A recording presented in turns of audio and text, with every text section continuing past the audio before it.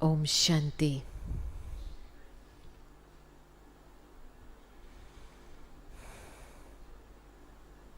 क्या सुनना है आज आपको?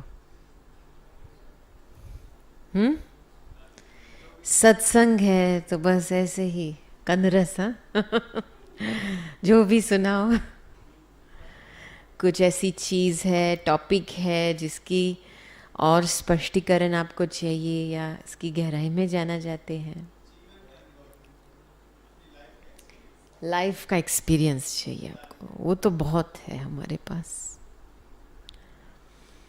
मुझे अभी योग में अंदर से ये फीलिंग आई कि बाबा इतना भोला है, इनोसेंट है, सब कुछ जानता है, फिर भी इनोसेंट है। तो प्योरिटी माना क्या? अंदर से इनोसेंट रहना, स्पिरिचुअल इनोसेंस कहते हैं ना हम। जब भी टू मच नॉलेज है ना, तो बुद्धि भी टू मच चलती है, और उसमें हमारी जो सूक्ष्म सरलता की एनर्जी, जेंटलनेस, स्वीटनेस, वो ख़त्म हो जाती है। जैसे हम टू मच बुद्धिमान बनते हैं तो एनर्जी हमारी ज़्यादातर हार्ड हो जाती है। तो हमने बहुत बारी देखा बाबा को कैसे बच्चे चाहिए जो बिल्कुल इनोसेंट है। इनोसेंट का मतलब नहीं कि बुद्धू। इनोसेंट का मतलब कि जानते हुए भी, देखते हुए भी ना देखो, जानते हुए भी वो बात मर्ज हो जाती है। नहीं, कभी कभी हम बड़े संगठन में रहते हैं, सब कुछ दिखाई तो देता है, राइट। और एक आदत होती है हमारी बुद्धि की, जब भी हम बहुत होशियार होते हैं ना, तो हम राइट रॉन्ग में फंस जाते हैं। इसका ये राइट था, ये रॉन्ग था, ये ऐसा होना चाहिए, वैसा होना चाहिए। जब भी टू मच नॉलेज होता है, अपने आप को सूक्ष्म में हम अपने आप को राइट समझते हैं। राइट समझने के कारण हम खुद परेशान होते हैं। फिर बाबा जो श्रीमत देता है कि बच्चे, आप जो कुछ देखते हो, कुछ गलत देखते हो तो बड़ों को बता दो और निरसंकल्प हो जाओ। ये दो एस्पेक्ट है डायरेक्शन में। बड़ों को बता दो और खुद को फ्री बना दो। हम क्या करते हैं, कुछ ठीक नहीं देखा, सोच चलाते हैं, बड़ों को तो बताते हैं, लेकिन फिर हम इंतजार करते हैं इसका नतीजा क्या है, क्या एक्शन लेंगे, कुछ तो होना चाहिए ना। हाँ? फिर आपस में ग्रुप बनाते हैं, इसका एनालिसिस करते हैं। गई कमाई चट। श्रीमत का यही फाउंडेशन है कि श्रीमत का पर्पस है हमको मुक्ति दिलाने के लिए। तो ये अनेक प्रकार की जो श्रीमत बाबा ने हमको बताया है, हमको हमारे माइंड को प्योर रखने के लिए बताया है। आप खुद अपनी फ्रीडम की वैल्यू करते हो, प्यूरिटी की वैल्यू रखते हो, तो आप उसको जरूर छोड़ेंगे। क्योंकि किसी और के कर्म के हिसाब किताब के ऊपर आप कमेंट दो, क्रिटिसाइज करो, जजमेंट पास करो, आपको क्या पता इसका अकाउंट क्या है, क्या पता। आप बस इतना ही देख रहे हो, बाकी इसकी स्टोरी 84 जन्म कुमों की स्टोरी है। और इस छोटे में, छोटा सा ओपिनियन में हम खुद की स्थिति को खराब करते हैं। ये धंधा में नहीं जाना है। मैं आने से पहले मुझे कहानी याद आई। हमारी दादी इतनी स्वीट है, भोली है, सभी दादियाँ ऐसी है। लेकिन दादी जानकी को एक बारी हम मॉल में लेके गए थे, है ना। विदेश में बड़े बड़े मॉल होते हैं, चमकती हुई मॉल्स होते हैं, शॉप्स बड़े होते हैं। तो हम दादी को व्हीलचेयर में बिठा के मॉल में लेके गए। बहुत लंबा मॉल था, तो एंट्रेंस से आए फिर एग्जिट से निकले, कम से कम 20 मिनट तो लगा। तो रास्ते में दादी को सब कुछ दिखाया। तो लास्ट में जब हम मॉल से एग्जिट हो रहे थे तो दादी ने हमको फिर इकट्ठा किया और हमको इतनी मीठी प्यार भरी दृष्टि दी और बोला, अरे मेरी बिचारी बहने, देखो कितनी मायावी दुनिया में रह रहे हो आप। बहुत दया आया दादी को, क्योंकि इतना सब कुछ चमकता हुआ देखते हुए भी। और फिर मुझे दूसरा जो इंसिडेंट याद आया, हंसी वाला था। हमारा जो लंदन का बलवंत भाई है ना, आप जानते हो बलवंत भाई को, हमारा पुराना भाई है, वहाँ का मेंटेनेंस दिखता है सब कुछ। तो उसका बहुत शौक था कि मैं मैराथन करूं। वो मैराथन होता है ना जिसमें वो दौड़ते हैं, 10 किलोमीटर का मैराथन होता है, 1 माइल का मैराथन होता है, 5 माइल का। तो लंदन का मैराथन सारे विश्व में मशहूर है। तो पता नहीं इसके दिमाग में क्या आ गया, लेकिन इसको ये प्रेरणा हुई कि मुझे ये मैराथन ज़रूर दौड़ना है। तो उसने बिल्कुल अपने लिए ट्रेनिंग शुरू किया और स्पॉन्सरशिप भी लेते हैं। जब भी मैराथन में दौड़ते हैं तो 1-1 माइल के लिए मतलब स्पॉन्सरशिप लेते हैं, फिर जितना दौड़ते उतना पैसा भी मिलता है। वो नॉर्मल एक रिवाज होता है मैराथन का। तो ट्रेनिंग भी किया, भाग भी लिया मैराथन में। तो उसको कोई नंबर तो नहीं आया, बेचारे कई कई जगह पे वो दौड़ने से बजाय वो चल रहा था, क्योंकि ज़्यादातर डिफ़िकल्ट है वो मैराथन। लेकिन उसको पैसा बहुत मिला मैराथन से, क्योंकि इसकी इच्छा थी कि मैं बाबा के लिए कुछ करूं। तो उसको कितना मिला? 33,000 पाउंड्स मिला। बहुत है ये देखा जाए तो फिर बाद में बहुत खुश हो गया, उसको सर्टिफिकेट मिला कि मैंने मैराथन पास किया। तो दादी के पास गया। अभी दादी को कैसे समझाओ मैराथन क्या है? मैराथन का शब्द कोई है क्या हिंदी में?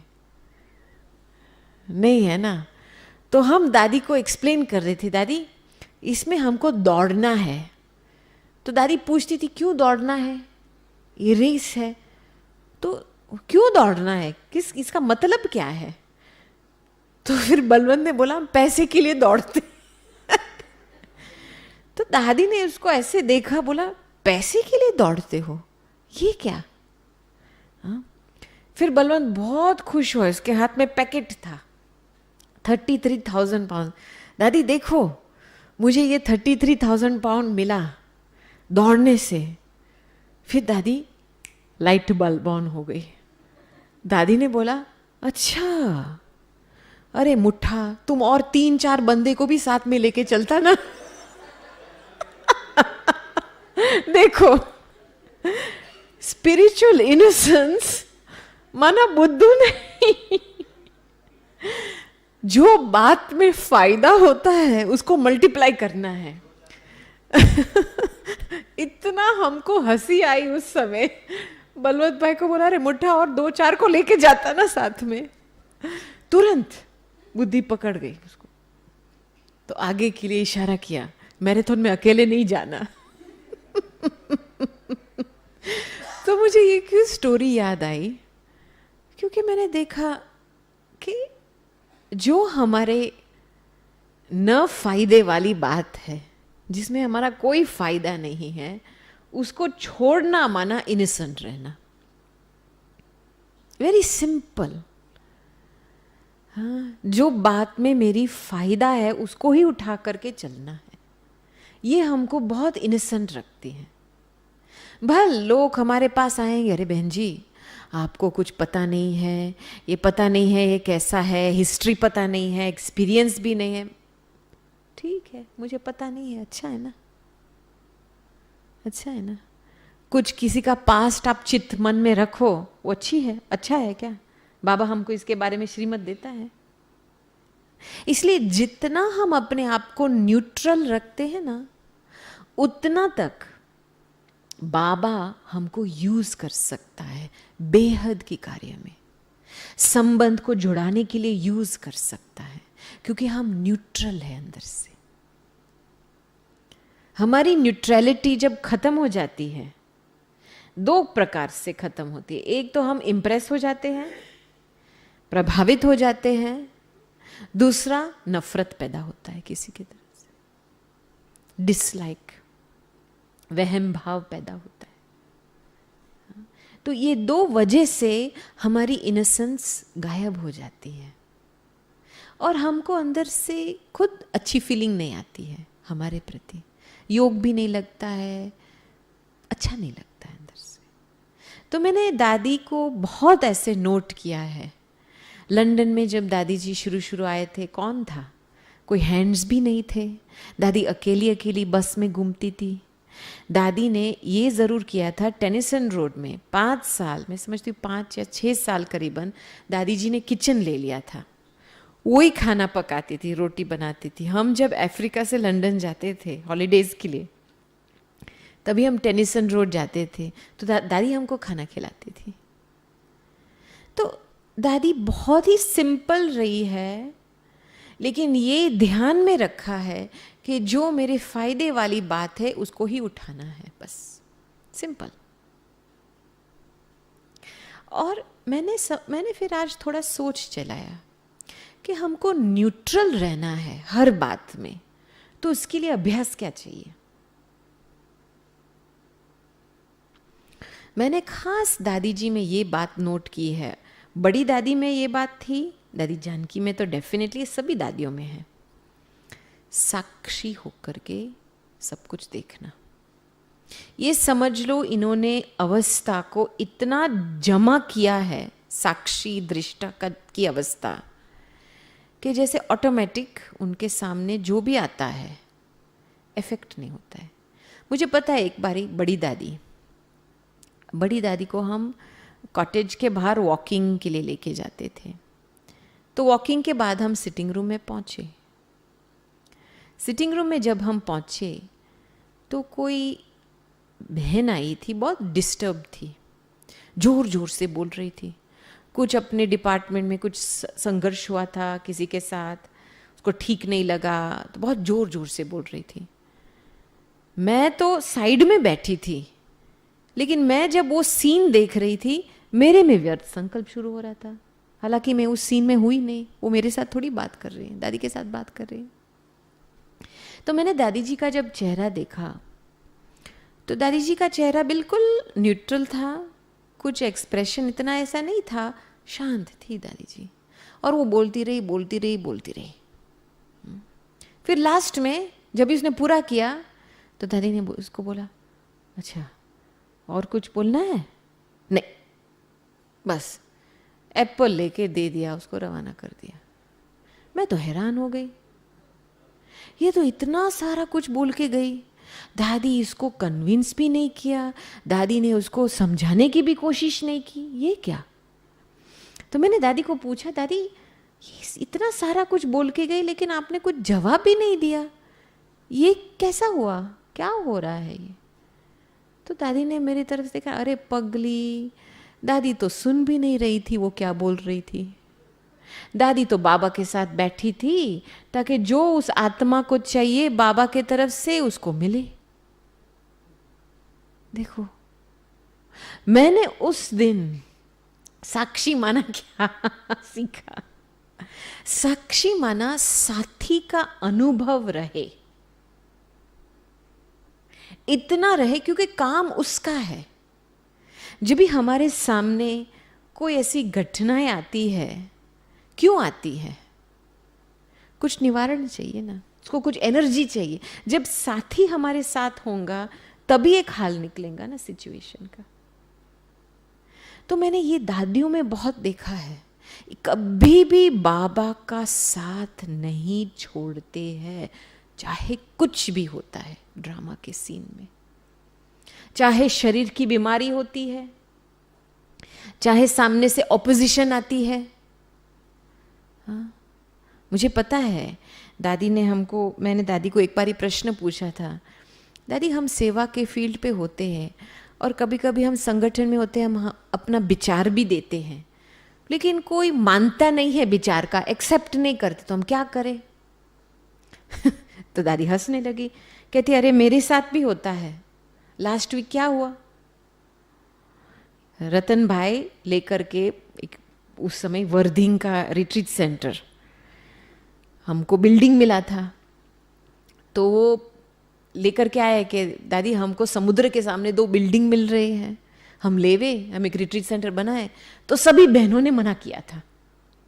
दादी की प्रेरणा थी कि जैसे कराची में था ऐसे होना चाहिए, लेकिन सभी ने मना किया। अरे दादी हमारे पास ऑक्सफोर्ड है, इतना बड़ा हाथी है, हम दूसरा रिट्रीट सेंटर लेकर के करेंगे क्या। बात खत्म, दादी साइलेंस में चली गई। तो फिर दादी ने मुझे जवाब दिया कि देखो, जब भी हमारा संकल्प नहीं है, जो ड्रामा में नूंधा हुआ है उसका संकल्प है, डिटैच हो जाओ, उसके टाइम पे होगा। जब भी हम मेरा संकल्प पकड़ के बैठते हैं ना, तब हठ लगता है, जिद्दी होते हैं, बस मेरा संकल्प को क्यों नहीं माना। अरे ये तेरा संकल्प थोड़ा है, ड्रामा में जो नूंधा हुआ है उसका संकल्प आपके मन में उत्पन्न हो रहा है। अभी समय ठीक नहीं है उसका, लेकिन ऐसा समय आएंगे जो सभी एक्सेप्ट करेंगे। इसमें धैर्यता रखो। दादी की 2 जबरदस्त शक्ति थी। 1 पावर ऑफ पेशेंस, धैर्यता की शक्ति, दूसरा पावर ऑफ एडजस्टमेंट। इन दोनों शक्तियां से दादी इतनी आगे बढ़ी है, सभी के साथ सेट हुई है। रियली मैंने देखा है आंखों से। जब भी हम दादी के पास जाते थे, चाहे पुरुषार्थ की बात होती थी, हमने कुछ स्पेशल पुरुषार्थ किया, वो ख़त्म हो गया, या कुछ ऐसे कॉम्प्लिकेटेड हमारे सामने समस्या आती थी, दादी हमको एक जवाब में लाइन देती थी, आंसर देती थी, वेट एंड सी। जल्दी सोच नहीं चलाओ। धैर्यता माना क्या? To the power of waiting. खुद की बुद्धि को रोक लो, डिटैच होकर के देखो। आप पे ही वो सीन दिखाएंगी क्या करना है। सोच चलाने से कोई फायदा नहीं होता है। तो धैर्यता की जो शक्ति है वो बहुत ही जबरदस्त शक्ति है। इस शक्ति के आधार से सर्व गुण आते हैं हमारे पास। धैर्यता खत्म, नम्रता खत्म, मधुरता खत्म, सहन शक्ति खत्म वो एक्टिवेट ही नहीं होते हैं। तो दादी जी ऑलवेज पेशेंस को नंबर 1 गुण मानती थी। और साक्षी दृष्टा की अवस्था में रहना। मुझे पता है सेवा की फील्ड में बहुत कुछ होता है। हम जब साउथ लंदन में एक बारी गए थे, तो वहाँ पे लंदन के लोग थोड़े ज़्यादा टेंशन वाले होते। लंदन ऐसे ही जगह है। तो पब्लिक टॉक में एक भाई आया था। ये भाई बिल्कुल आगे बैठा था और मैं जो लेक्चर दे रही थी उसका पूरा मैं देख रही थी। वो इतना नोट्स ले रहा था, तो मैंने सोचा चलो अच्छा स्टूडेंट है, नोट्स ले रहा है। फिर लास्ट में क्या हुआ कि जब प्रश्न उत्तर का थोड़ा समय होता है ना, तो हम खोलते हैं। तो उस समय में उसने हाथ ऊंचा किया, कहता मेरा कोई प्रश्न नहीं है, लेकिन मैं थोड़ा करेक्शन देना चाहता हूँ। अच्छा, तो उसने क्या बोला, बहन जी आपने जो ये शब्द बोला ना, ये ठीक नहीं था, उसके बदले में ये शब्द बोलना था। फिर ये जो दूसरा शब्द बोलना ना, ये भी ठीक नहीं था, उसके बदले में ये शब्द बोलना था। ऐसे उसने लंबी एक लिस्ट बनाई थी और मुझे बता रहा था कौन से अयथार्थ शब्द मैंने यूज़ किए थे, उसके बदले में कौन से शब्द यूज़ करने होते हैं। मैं तो आश्चर्य हो गए। मैंने बोला ये तो पहली बार हो रहा है। तो मैं देखने लगी, 1 मिनट पास हुआ, कुछ हुआ नहीं मुझे। 2 मिनट पास हुआ, कुछ हुआ। फिर तीसरे मिनट में मुझे कुछ अंदर से वो अधैर्यता की फीलिंग शुरू होती है ना, वो शुरू हो गई। उस समय मैंने तुरंत बाबा को आह्वान किया, बाबा आ जाओ, आपके बच्चे को जो चाहिए दे दो, लेकिन आप अभी आ जाओ। क्योंकि हमारी कैपेसिटी से तो हम इतना धैर्य बन सकते हैं। बाबा जब साथ में होता है तो बेहद की धैर्यता होती है, राइट। तो बाबा का जैसे मैंने आह्वान किया वैसे उसने अपना प्रवचन रोक लिया मिड सेंटेंस, फिर बोलता है बस इनफ, जो बोलना था मैंने बोल लिया। फिर मैंने उसको, बाबा साथ में था ना, मुझे अंदर दिल में बहुत प्यार उत्पन्न हुआ उसके प्रति। मैंने सोचा कितनी मेहनत की है ये भाई ने, हाँ, तो थैंक्स तो बोलना चाहिए ना। तो मैंने बोला बहुत थैंक्स भाई, आपने बहुत मेहनत की है, बस काम खत्म।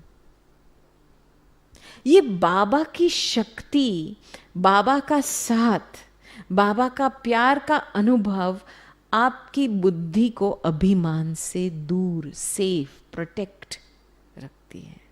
देखो बाबा का साथ ना होता तो क्या होता, थोड़ा चिड़चिड़ापन अंदर से शुरू होता, इरिटेशन शुरू होता, ये क्या बोल रहा है, कब बंद करेगा ये, राइट।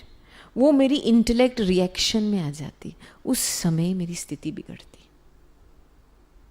तो दादियों ने तो ऑलरेडी ये सीक्रेट फॉर्मूला पक्का किया है कि बाबा को तो साथ ही रखना है। और आप ट्रायल करके देखो, समझो कोई आपके ऊपर गुस्सा करता होगा, उस समय रियली बाबा के साथ बैठेंगे ना, वो वाइब्रेशन आपको टच ही नहीं करेंगी। मेरा बहुत बारी ऐसा अनुभव हुआ है। वो आएंगे, अपना बोल के चले भी जाएंगे, जैसे बस पत्थर पे पानी, कुछ हुआ ही नहीं। और फिर जब भी कुछ टच नहीं हुआ है तो भूलने का क्या है, nothing to remember, nothing to forget, क्योंकि आपने अंदर लिया ही नहीं था, तो फिर भूलना भी नहीं है, याद भी नहीं करना है, भूलना भी नहीं है। ये हमारी दादियों में ये सबसे बड़ी ये विशेषता है। प्रैक्टिकल बात है ये, और ये आपको हर समय पे काम में आएगा। ये सिर्फ एक टाइम होकर के नहीं करना है, बार बार इसको। अभी चलो साक्षीपन की अवस्था समस्याओं के सामने हम रखते हैं, फिर आती है संबंध में। संबंध में तो हम आपस में बातें करते हैं, फ्रेंडशिप रखते हैं, साथ में खेलते हैं, खाते हैं, रहते हैं साथ में। तो उसमें डिटैचमेंट माना क्या? क्या इसमें मैंने जब दादी में नोट किया था, कोई आज मुझे बता रहा था कि खास करके बड़ी दादी का रूप बहुत न्यारा प्यारा था शुरू से लेकर के। जब भी बड़ी दादी तो प्यार से आकर्षित करती थी, लेकिन दादी जानकी शुरू शुरू में काफ़ी ऑफिशियल थी। विदेश में रहना माना थोड़ा ऑफिशियल भी रहना पड़ेगा, क्योंकि आप ज़्यादा हल्कापन में आ जाएंगे ना तो वो लोग ज़्यादा फैमिलियरिटी हो जाते हैं उनके पास। वैसे ही जैसे यहाँ देश में, भारत देश में मान देने का, रिस्पेक्ट देने का रवाज है हमारा, बड़ों को रिस्पेक्ट देना, वहाँ नहीं है ऐसा। वो बस जानकी जानकी करके पुकारते हैं। आपको पता है डॉक्टर निर्मला जब पहली बार ऑस्ट्रेलिया गए थे ना, तो सभी वहाँ पहले शुरू में भाई लोग थे जो सेंटर चलाने वाले थे, सेवा की, फॉरेन सेवा की शुरुआत में बहुत भाई लोग थे। तो वो उनको पूछते थे हम आपको कौन से नाम से बुलाए, ठीक है। होशियार थी दीदी, दीदी ने बोला मुझे दीदी बुलाओ। निर्मला नाम नहीं दिया था, क्योंकि वो डॉक्टर निर्मला बोले ना तो वो निर्मला निर्मला करते रहे। उनको कोई शर्म नहीं है कि इतनी बड़ी सिस्टर को तो इसीलिए शुरू से लेकर के दीदी ने उनको बोल दिया था मुझे दीदी बुलाओ। वहाँ से उस टाइम से लेकर के आज दिन तक ऑस्ट्रेलिया में, चाहे सारे एशिया में, बस दीदी माना दीदी। तो विदेश में क्या होता है, ऐसा होता है। जयंती बहन नहीं होता है, जयंती जयंती होता है। वो तो यूज टू हो जाते हैं, लेकिन थोड़ा ऑफिशियल रहना पड़ता है ताकि ऐसे हल्कापन में और ना चले। तो बाद में दादी तो बहुत ही स्वीट, लविंग, डिटैच्ड बन गई थी। लेकिन मैं क्यों ये आपको सुना रही हूँ, क्योंकि मुझे एक स्टोरी याद आई, और याद आकर के आखिर में वो स्टोरी भूल ही गई। अभी अंदर स्टोरी याद आई और वो भी खिसक गई, भूल गई। अच्छी स्टोरी थी, मैं थोड़ा याद करती हूँ, 1 मिनट। कौन सा टॉपिक उठा रहे थे हम? लविंग एंड डिटैच्ड, संबंध में। हाँ, ये बात है। तो मैंने दादी में ये बात नोट किया कि दादी की साक्षीपन की अवस्था किस आधार से बनी है।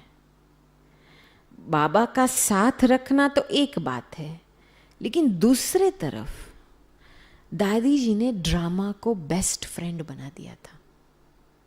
कैसे?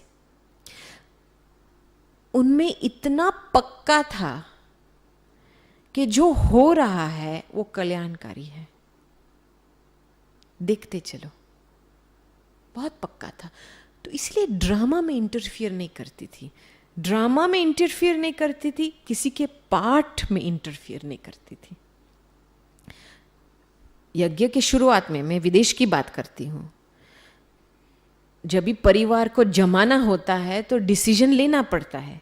कोई आता है, दादी मुझे इनहेरिटेंस मिला, मैं जॉब छोड़ू, वो छोड़ू, तो दादी राय देती थी, जीवन के लिए राय देती थी। लेकिन ऐसा टाइम फिर आया जो दादी ने वो भी डायरेक्ट एडवाइस देने का बंद किया। और जब भी मुझे याद है, एक दफ़ा मैं ट्रांसलेशन कर रही थी तो एक बहन आई थी। उस बहन को जॉब पूरा हो गया था, उसको अच्छा पेंशन भी मिला था, और उसके अंकल या आंटी कोई कुछ ने शरीर छोड़ा, उसको बहुत बड़ा इनहेरिटेंस का पैसा मिला था। तो दादी के पास मैं क्या करूं इससे? दादी साइलेंस में चली गई।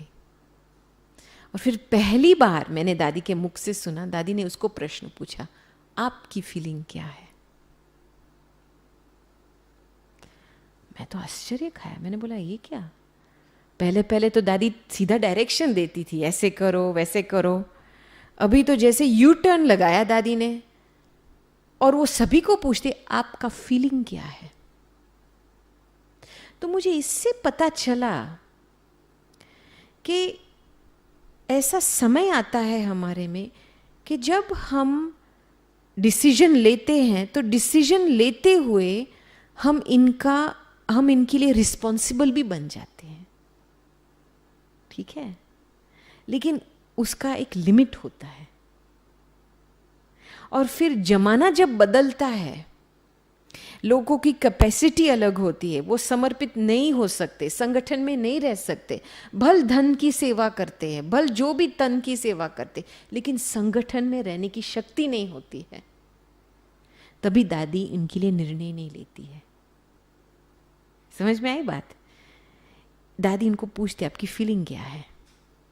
फिर जब भी वो अपनी अंदर की फीलिंग बताते हैं तब दादी राय देती है, लेकिन ऐसे नहीं कि मैं जो कहूं ऐसे करो, आपकी चॉइस है, उसको चॉइस देती थी। तो मैंने बहुत बारी देखा कि ऐसे युक्ति रची थी कि जो वो अपना डिसीजन लेवे तो अपने पैर पे खड़ा हो सकता है वो व्यक्ति। तो हमारे जब आपस में जब कोई हमारे पास आता है, प्रॉब्लम लेके आते हैं, तो जल्दी अपनी बुद्धि को यूज नहीं करो।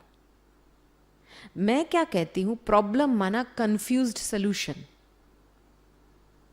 प्रॉब्लम में ही, समस्या में ही आंसर होता है, लेकिन कभी कभी उसकी बुद्धि काम नहीं करती है, तो उसको सिर्फ हमारे सहयोग, शांति का सहयोग, क्लैरिटी का सहयोग चाहिए।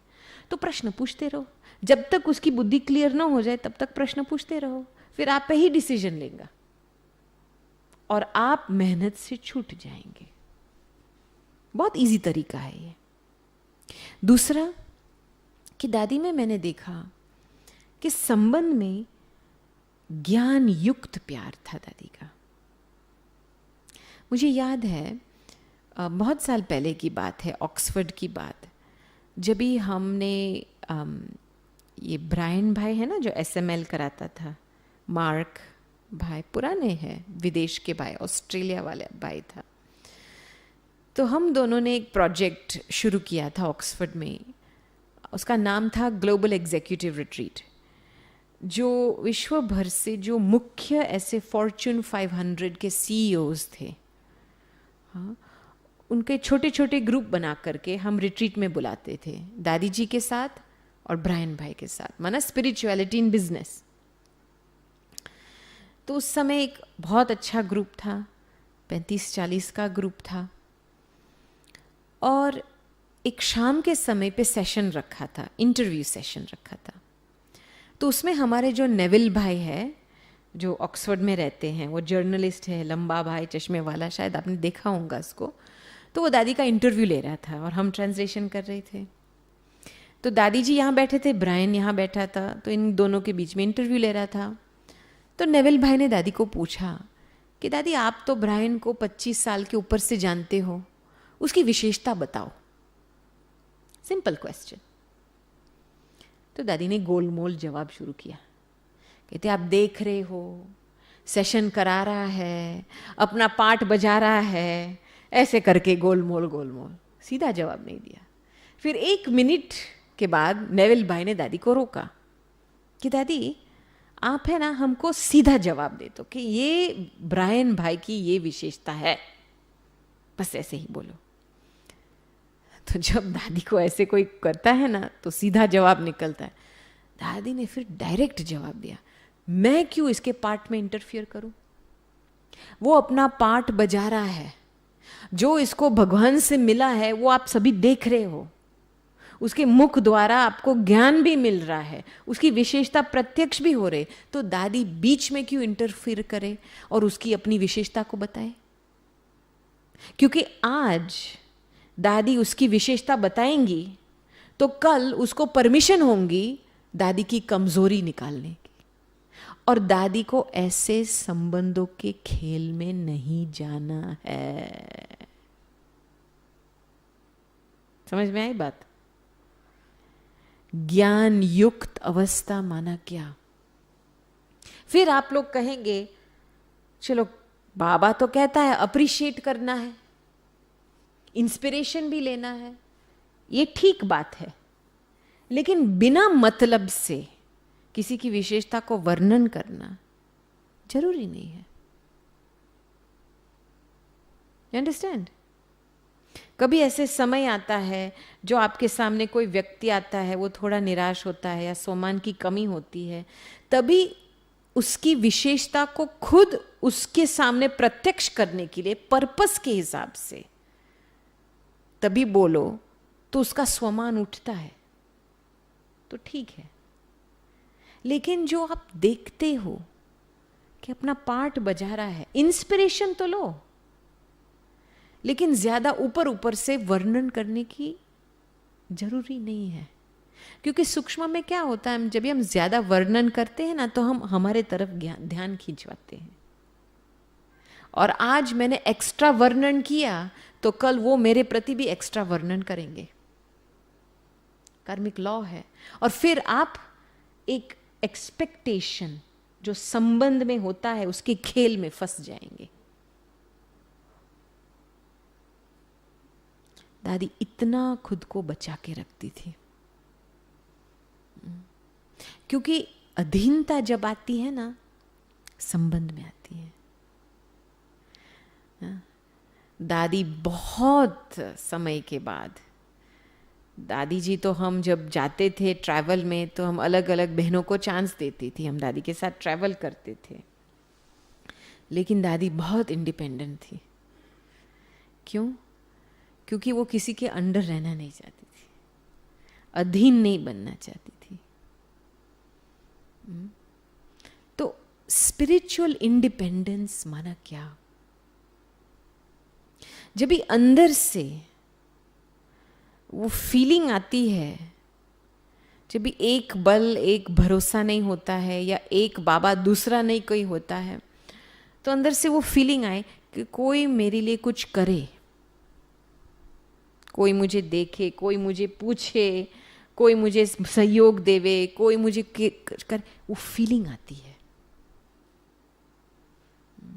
लेकिन जब बाबा होता है साथ में, एक बल, एक भरोसा होता है, तो जैसे दुनिया आपकी है, सभी आपके हैं, वो फीलिंग नहीं आती है कोई मुझे मदद करे, कोई मुझे मेरा देखे।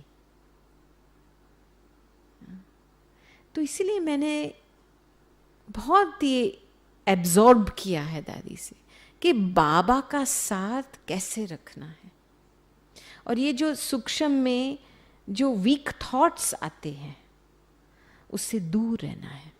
आएंगे, पूर्व जन्म का बोझा बहुत है सिर पे, वो तो आएंगे ही, उसका काम है आना, लेकिन हमारा काम क्या है? साक्षी होकर के उसको विदाई देना। इंटरफियर नहीं करो बीच में। लास्ट में एक स्टोरी सुनाती हूँ, ये शायद 10 साल पहले की बात होंगी, तो 10-11 साल पहले जब फ्यूचर ऑफ पावर पहले पहले शुरू हुआ था, तो हमको निमित्त बनाया गया था निज़ार भाई के साथ पूरा फाउंडेशन 1.5 साल के लिए उसका सेटिंग करना भारत में। तो हम चक्कर लगा के बीच में मधुबन आ गए थे ऑफ सीज़न। तो दादी जी बहुत ही बीमार हो गई थी उस समय, चेस्ट इन्फेक्शन था, यूरिन इन्फेक्शन था, हाई ब्लड प्रेशर था, आवाज़ भी चला गया था। फिर भी दादी हमको इशारा करती थी किसी को मना नहीं करो।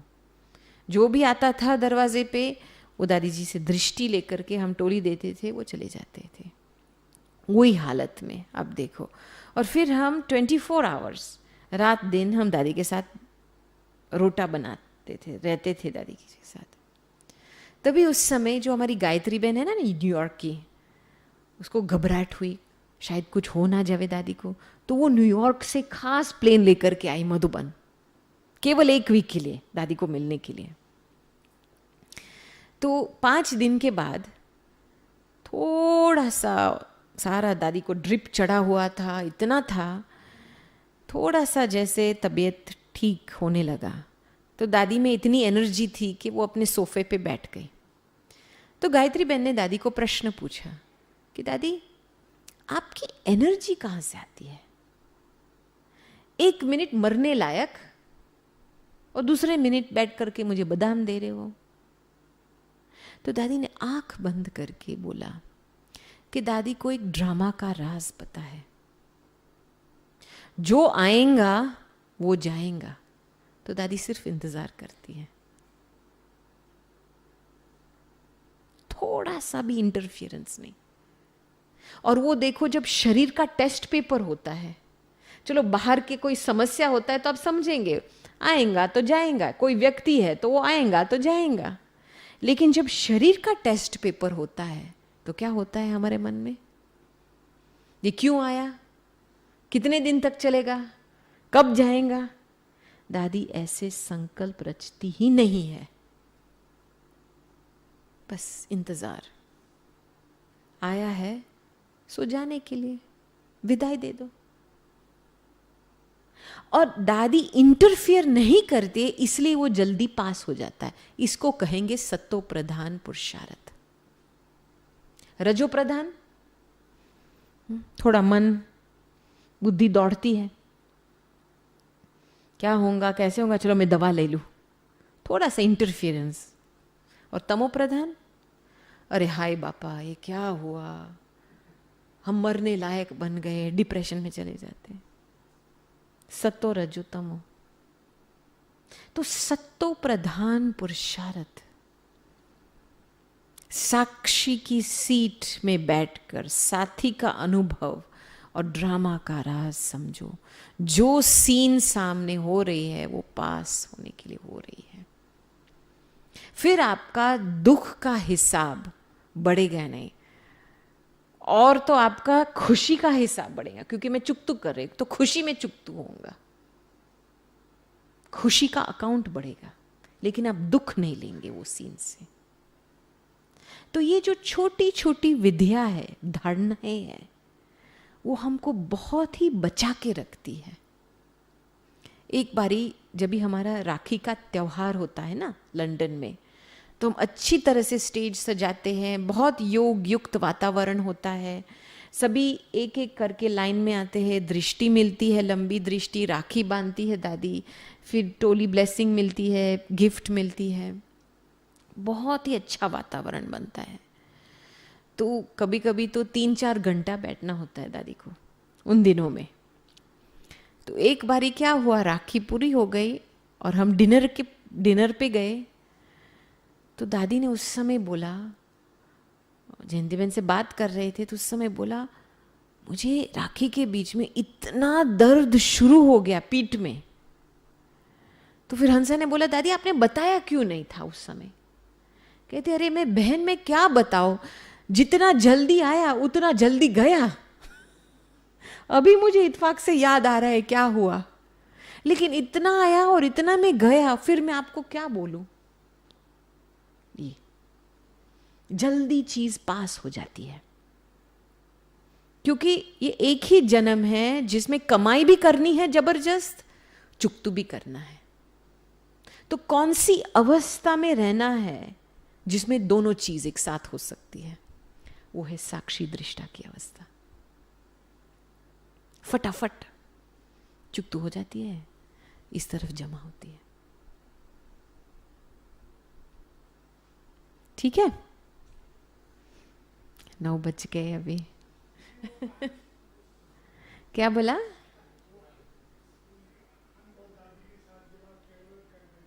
हाँ,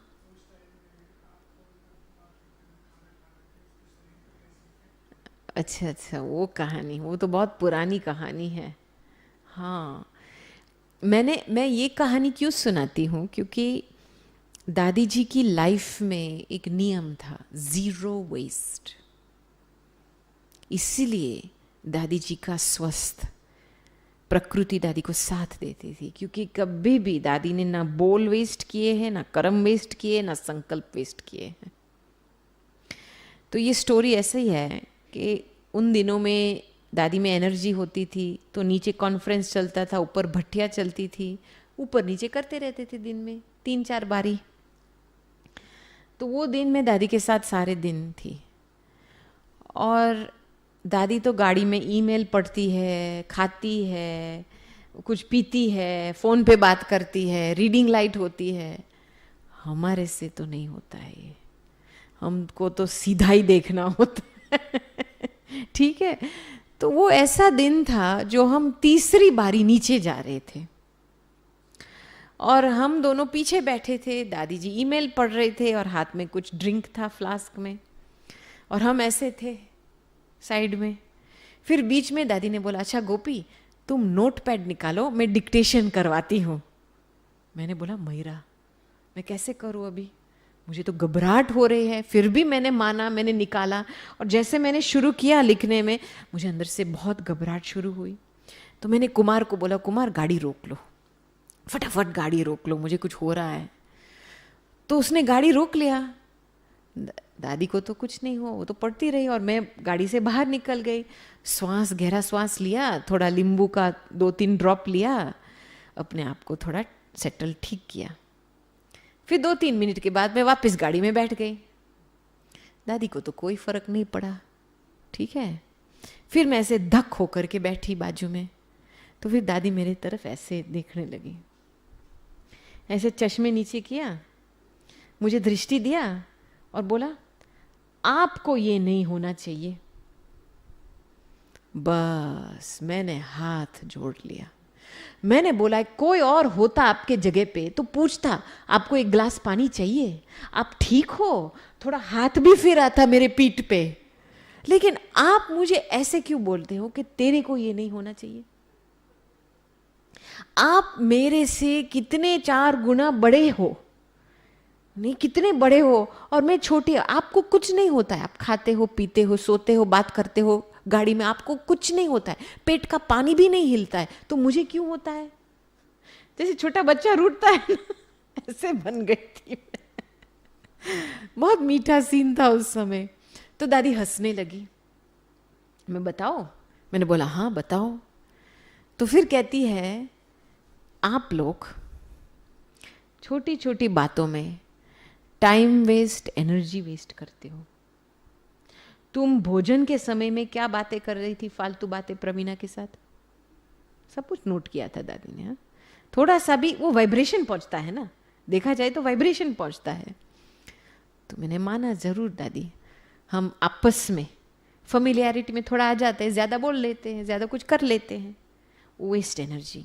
तो दादी ने बहुत अच्छा जवाब दिया, कहती है देखो, जब भी एनर्जी, बोल, कर्म कुछ भी वेस्ट होता है ना, तो वो व्यर्थ का आत्मा के ऊपर बोझा बनता है, सूक्ष्म एक बोझा बनता है, व्यर्थ का बोझा।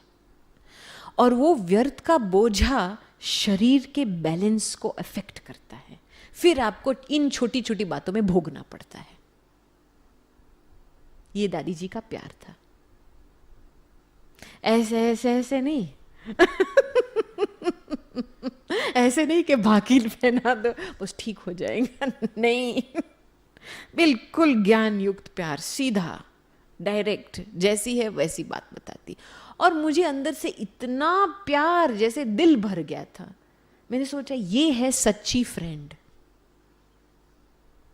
ऊपर ऊपर से काम चलाओ कभी नहीं बात करेंगे, सीधी बात बताएंगे।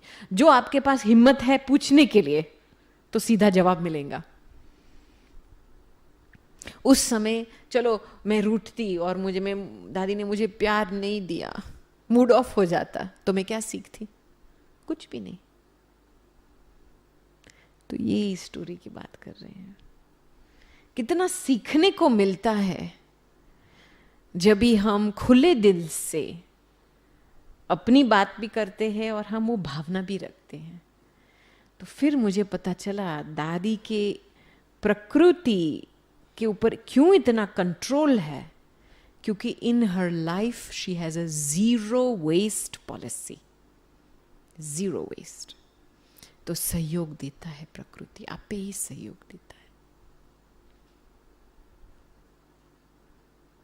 ठीक है, अभी विदाई लेते हैं। बहुत ही अच्छा लगा, बहुत ही कम समय में अच्छा लेन देन हुआ। आगे चल कर के देखते हैं कब वापस आने का मौका मिलेगा, तो हम ज़रूर वाया ORC आएंगे। ठीक है, थैंक यू। ओम शांति।